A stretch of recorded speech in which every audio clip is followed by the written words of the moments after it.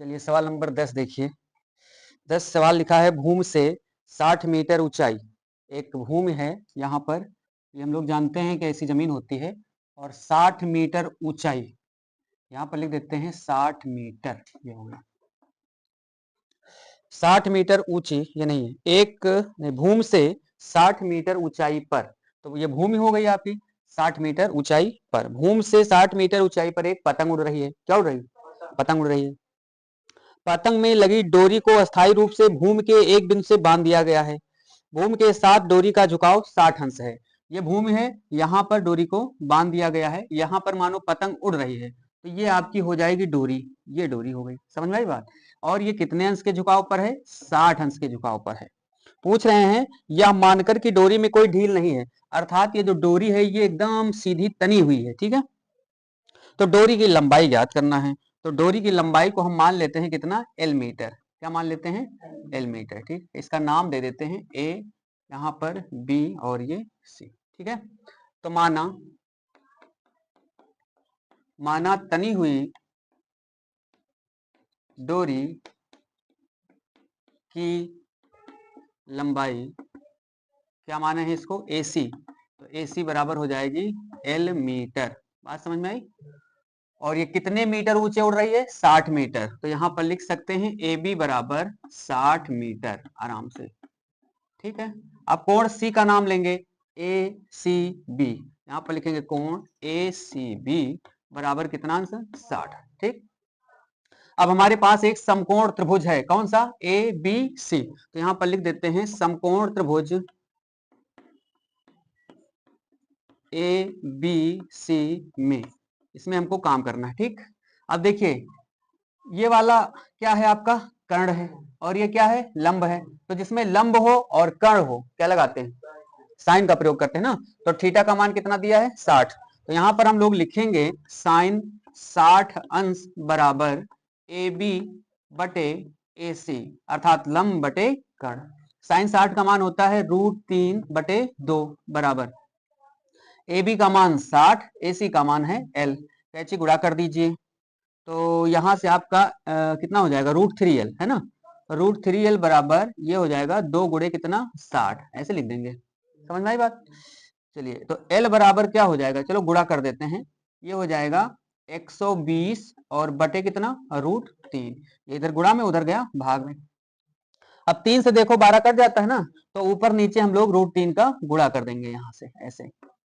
तो इसका मान आ जाएगा l बराबर 120 √3 और नीचे √3 का गुणा होता है 3 से इसको आराम से हम लोग 40 बार काट सकते हैं। तो यल बराबर हो जाएगा 40 √3 मीटर।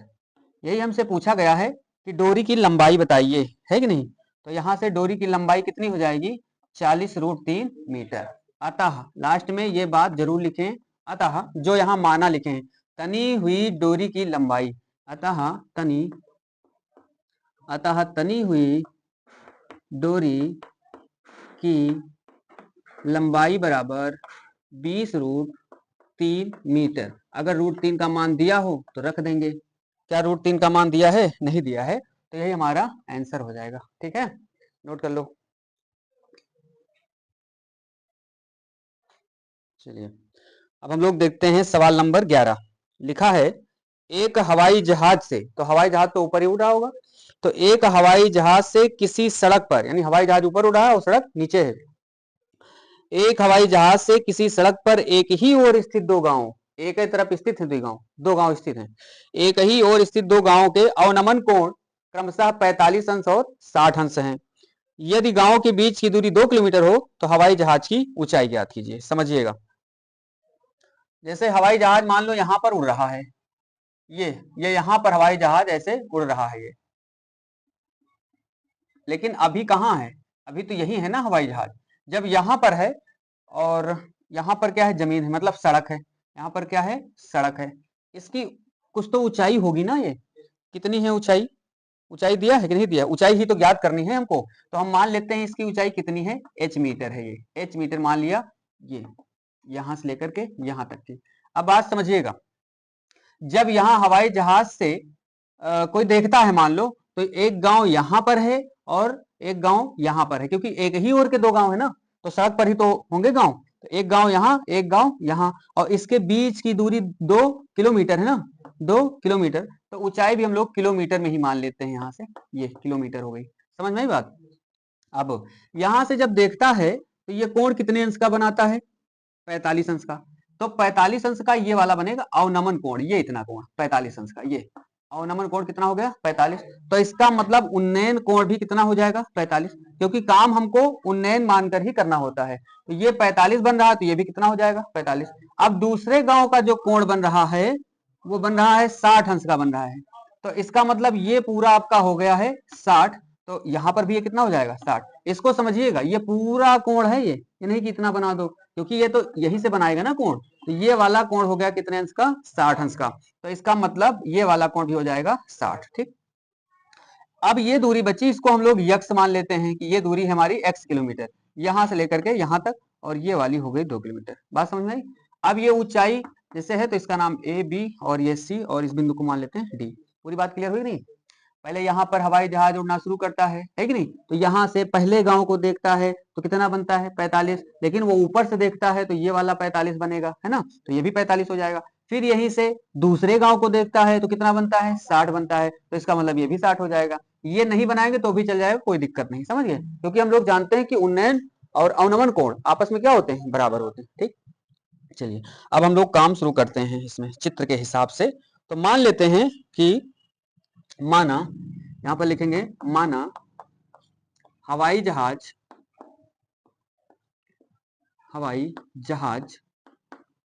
की ऊंचाई, माना हवाई जहाज की ऊंचाई ए बी बराबर कितना h किलोमीटर, ये h किलोमीटर हो गया। ठीक, दो गांव के बीच की दूरी दे रखे हैं यहां पर DC, गांव के बीच की दूरी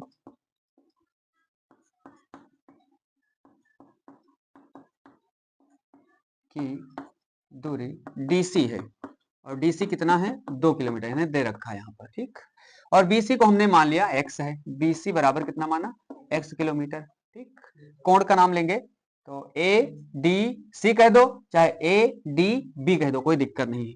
कोण ADB बराबर है हमारा 45 अंश, तथा कोण C वाला नाम लीजिए ACB। समझ पा रहे हैं ना, कोण ACB बराबर कितना अंश है 60। ठीक, अब उसमें हम लोग काम करें, चाहे जिसमें काम कर लो, कोई दिक्कत नहीं है, हम पहले इसी त्रिभुज में काम कर लेते हैं। ठीक, तो समकोण त्रिभुज यहां पर लेंगे हम लोग, समकोण त्रिभुज कौन सा ABC में, ऐसा हमने बोल दिया। अब हम जानते हैं कि जिसमें लंब होता है, आधार होता है, तो 10 का प्रयोग करते हैं, और थीटा का मान कितना दिया है 60।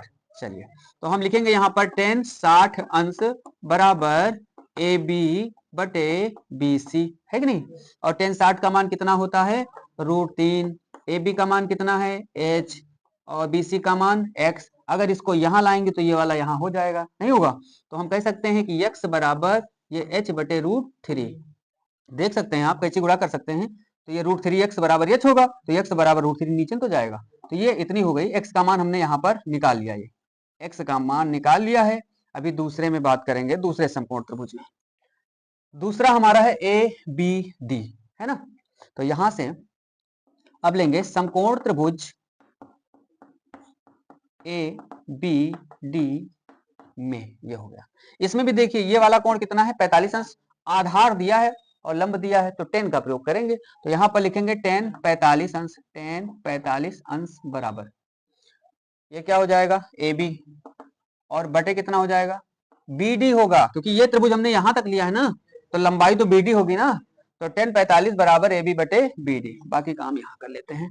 10 45 का मान 1 होता है, 1 को 1 बटे 1 लिख सकते हैं। AB का मान h है, और BD का मान दो भागों में बटा हुआ है, देखो एक BC है एक DC है, तो इसको लिख सकते हैं BC प्लस DC, अर्थात x प्लस 2 लिख सकते हैं, नहीं लिख सकते, पूरी जो दूरी होगी वो हो जाएगी 2 प्लस x या x प्लस 2। कैसे गुणा कर सकते हैं यहाँ पर, तो h एकम x बराबर हो जाएगा 2 प्लस x।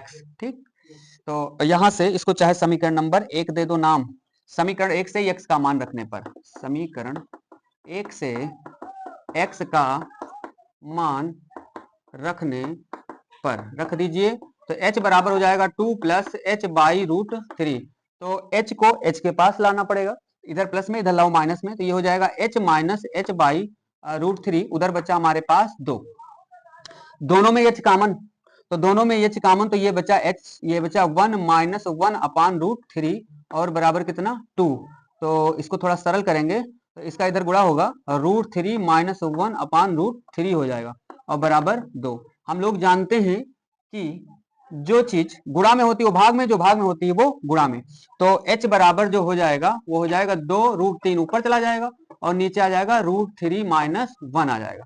ऐसी स्थिति में इसके संयुग्मी से गुणा भाग लगा देते हैं, तो ऊपर गुणा भाग लगा देते हैं यहाँ से, तो √3 प्लस 1 ऊपर भी और √3 प्लस 1 नीचे भी, ताकि ये सूत्र बन जाए a plus B a minus B का।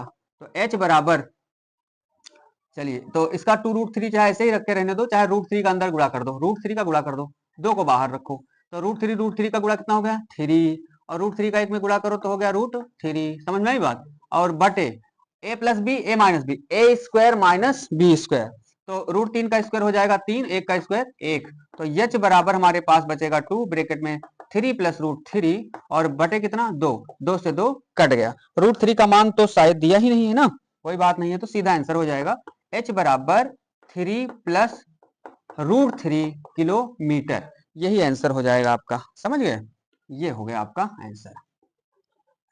अतः लिख देना है यहाँ पर, अतः क्या लिखेंगे, अतः हवाई जहाज की ऊंचाई बराबर लिख लेंगे ना, अतः हवाई जहाज की ऊंचाई, हवाई जहाज की ऊंचाई बराबर 3 प्लस √3 किलोमीटर। क्लियर बात हो गई ना यहाँ पर, ठीक है, फिर नोट कर लें इसको, चित्र बनाने में कोई दिक्कत तो नहीं है ना, ठीक है, नोट करो।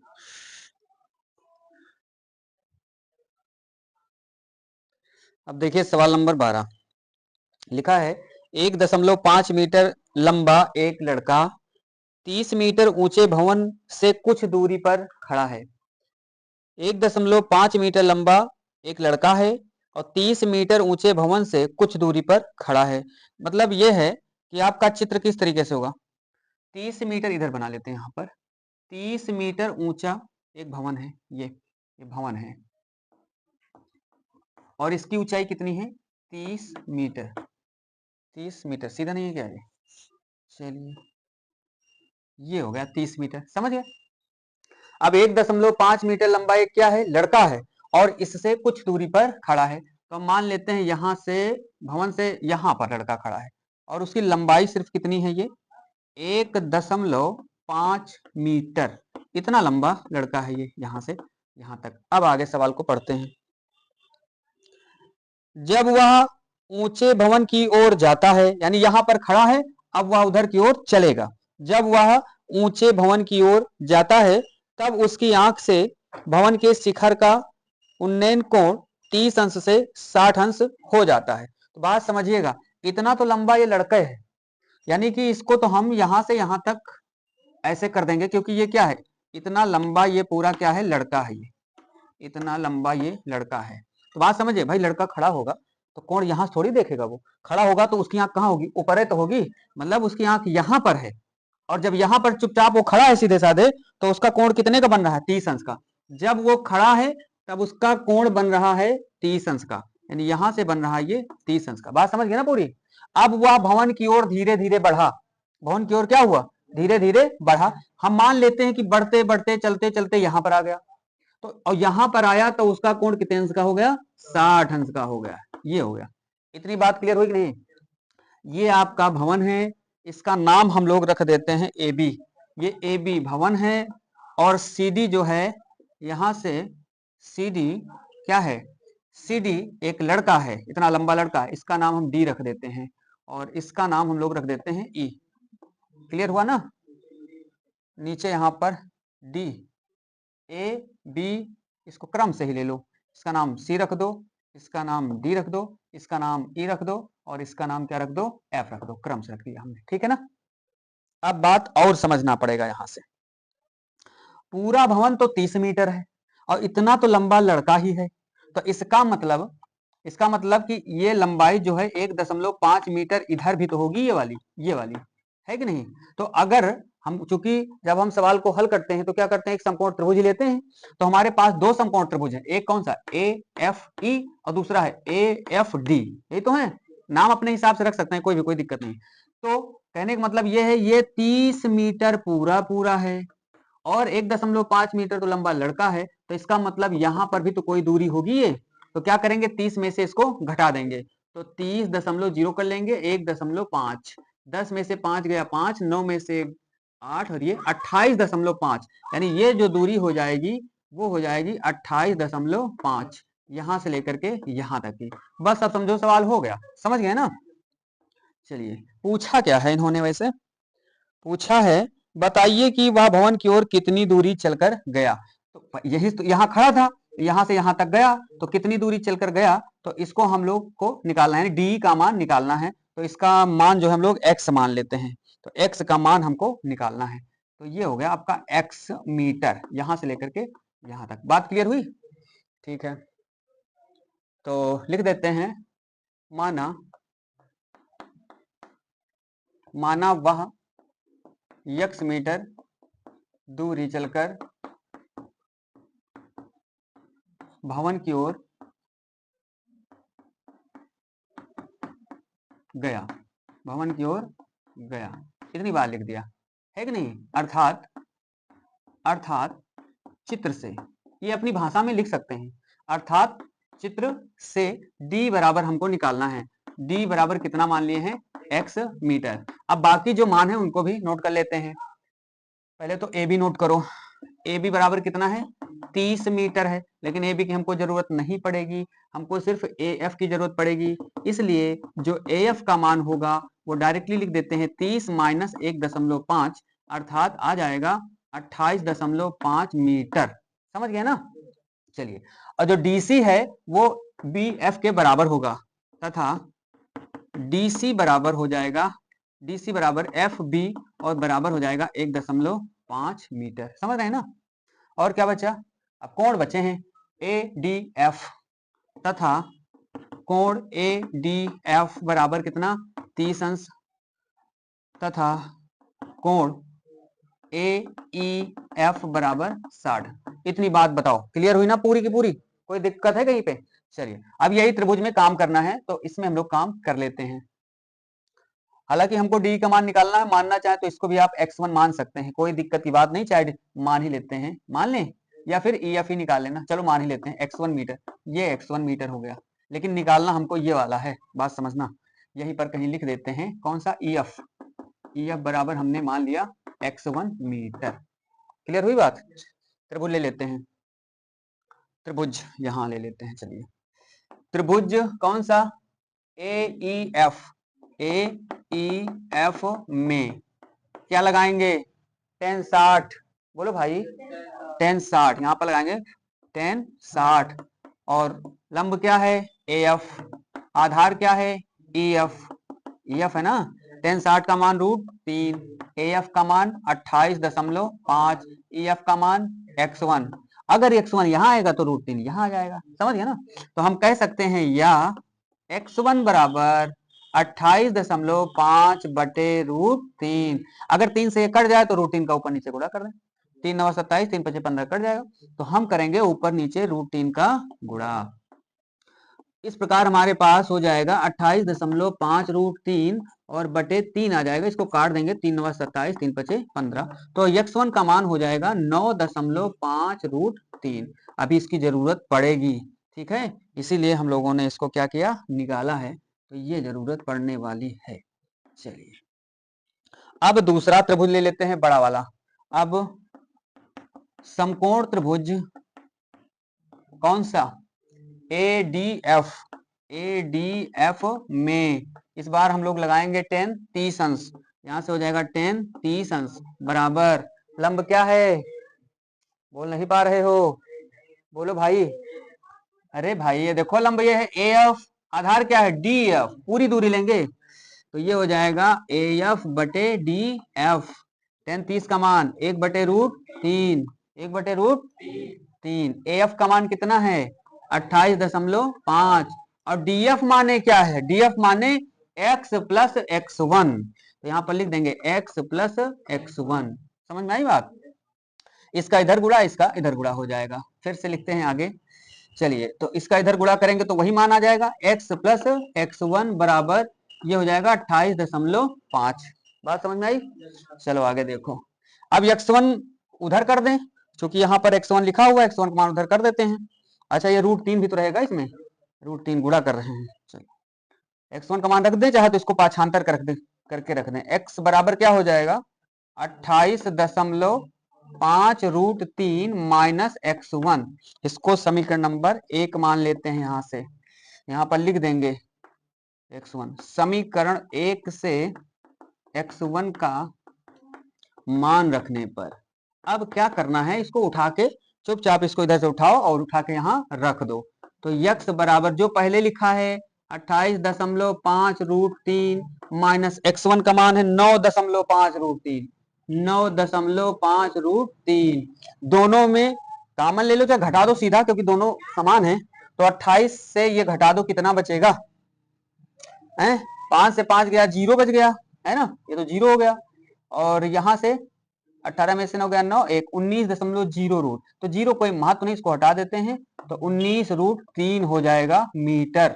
और अगर √3 का मान नहीं दे रखे हैं तो यही इसका आंसर हो जाएगा। मान दिया तो नहीं है, तो कोई बात नहीं, ठीक है, हो गया, क्लियर हो गया।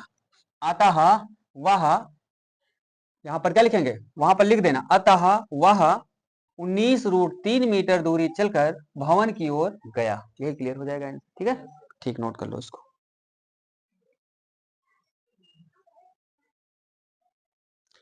अब देखिए सवाल नंबर 13 लिखा है, एक अपूर्ण मंदिर के आधार से 30 मीटर दूर स्थित किसी बिंदु। तो पहले इसी पर हम लोग काम कर लेते हैं। लिखा है एक अपूर्ण मंदिर, मतलब कोई मंदिर है जो कि पूरा नहीं है, अभी और बनना है, तो ये अपूर्ण मंदिर हो गया। और 30 मीटर दूर स्थित, हम मान लेते हैं कि ये यहाँ से 30 मीटर दूर है, कोई बिंदु है यहाँ पर, इससे 30 मीटर दूर है, समझ गए। एक अपूर्ण मंदिर के आधार से 30 मीटर दूर स्थित, तो आधार तो यही होगा ना, मंदिर का आधार ये है, इससे 30 मीटर दूर ये हो गया। फिर समझिए, यह एक क्या है, मंदिर है। चलिए नाम दे देते हैं, इसका नाम ए बी है, ए बी एक मंदिर है, इसका नाम सी रख देते हैं।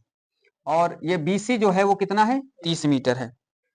आगे 30 मीटर दूर स्थित किसी बिंदु से, या बिंदु सी हो गया, किसी बिंदु से उसके शिखर का उन्नयन कोण 30 अंश है। शिखर माने ए, शिखर माने बिंदु ए, कितना बना रहा है, 30 अंश बना रहा है। अब बात आगे और समझना, इसके ऊपर लिखा है मंदिर कितना ऊंचा और बनाया जाए।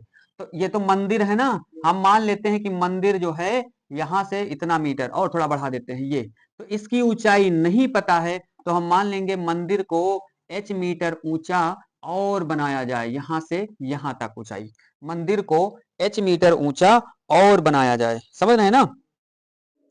चलिए आगे लिखा है कितना मीटर ऊंचा बनाया जाए कि उसी बिंदु पर उन्नयन कोण 45 अंश हो जाए। उसी का मतलब जहां पर 30 था, यानी इतना ऊंचा बना देते हैं, तो यही कितना अंश हो जाता है, 45 अंश हो जाता है। ये पूरा का पूरा पूरा ये कितना हो जाता है, 45। लिखे भले कहीं यहाँ लिखे यहाँ लिखे, इससे कोई लेना देना नहीं है, लेकिन ये पूरा कोण कितना बना जाता है, 45 अंश का। बात समझ गए।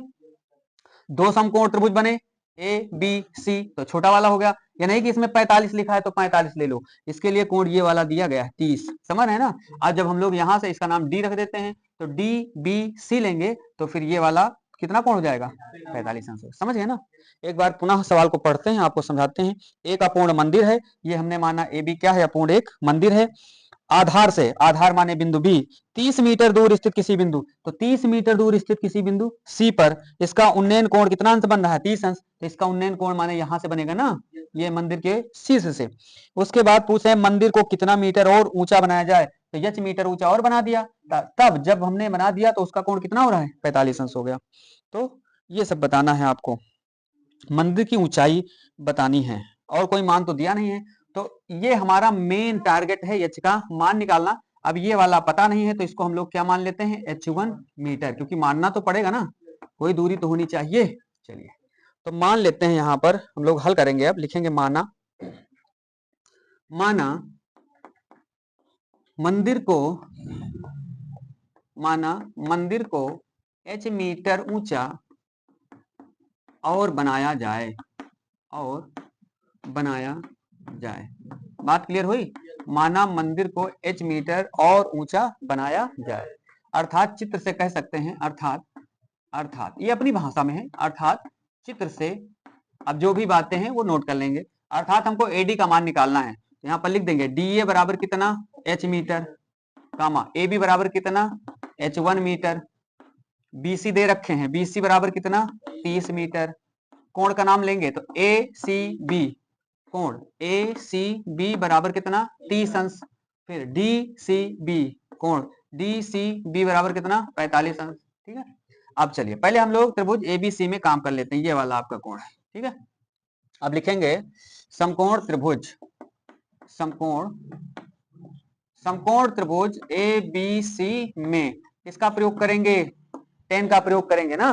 तो tan कितना, थीटा का मान 30 है, तो यहाँ पर लिखेंगे tan 30 अंश, तो हो जाएगा AB बटे BC, tan 30 का मान 1/√3, समझ पा रहे हैं ना। अच्छा, AB का मान h1, BC का मान 30, कैची गुणा करेंगे तो क्या होगा, ये इधर आएगा तो ये उठ के वहां चला जाएगा, ये इधर आएगा। ठीक, चलो कैची गुणा कर लीजिए, और √3h बराबर कितना, 30, ये तो होगा, तो h1, हाँ, तो h1 बराबर हो जाएगा 30/√3। अच्छा, 3 से 30 कट जाता है, तो फिर हम वही काम करेंगे, √3 का ऊपर नीचे गुणा कर देंगे, तो h1 बराबर हो जाएगा 30√3 और बटे 3, 3 दहा में हो जाएगा 30, तो h1 का मान हो जाएगा 10√3 मीटर। ये h1 का मान आ गया। अभी इसका काम आगे पड़ेगा, तो इसको हम लोग नोट करे रहेंगे यहाँ से, ये होगा, इसको चाहे तो समीकरण नंबर क्या मान ले, 1। अच्छा ठीक है, चलिए आगे बात करते हैं। अब दूसरे समकोण त्रिभुज से बात कर रहे हैं। यहाँ पर दूसरा समकोण त्रिभुज हमारे पास है, लिखेंगे अब समकोण त्रिभुज कौन सा, DCB, DBC भी बोल सकते हैं, बोलेंगे DCB में, ऐसा बोल देंगे। अब फिर पहले की तरह ही काम करेंगे, इस बार लगाएंगे कितना, tan 45 बराबर DB बटे CB, ये तो होगा DB बटे CB। tan 45 का मान कितना होता है, 1, 1 आए तो 1/1 कर सकते हैं, कोई दिक्कत नहीं है। DB का मान H प्लस H1 पूरा है ना, तो इसको लिखेंगे H प्लस H1, और CB का मान कितना है, 30, कैची गुणा कर दो, तो H प्लस H1 बराबर कितना, 30, हमको तो H चाहिए ना, तो H बराबर हो जाएगा 30 माइनस H1 हो जाएगा, 30 माइनस H1। अच्छा चलिए, तो H1 का मान रख देते हैं यहाँ से, तो H बराबर हो जाएगा 30 माइनस 10√3, 10√3 हो जाएगा, लिख देंगे समीकरण 1 से, ऐसा लिख सकते हैं समीकरण 1 से। ठीक, अब जो है √3 का मान रख दो, इसमें शायद दिया है √3 का मान 1.732, तो H बराबर हो जाएगा 30 माइनस 10 गुणे 1.732 करना है, 10 गुणे 1.732 ये कर देना है, तो H बराबर हो जाएगा 30 माइनस 1 0 दशमलव उधर बढ़ जाएगा, ये हो जाएगा 17.32। आगे घटा लेते हैं, 30 को इस तरह लिखेंगे 30.00 और 17.32, इसको घटाइए, 10 में से 2 गया 8, और 9 में से 3 गया 6, यहाँ 9 में से 7 गया 2, और यहाँ पर बचा 1, 12.68। ये H का मान हो जाएगा, H बराबर हो जाएगा 12.68 मीटर, और यही आपका आंसर हो जाएगा। ये बाद में क्या लिखना है, अतः मंदिर को 12 यहाँ पर लिखना है, वहां लास्ट में, अतः मंदिर को 12.68 मीटर ऊंचा और बनाया जाए। क्लियर हुआ, नोट करिए।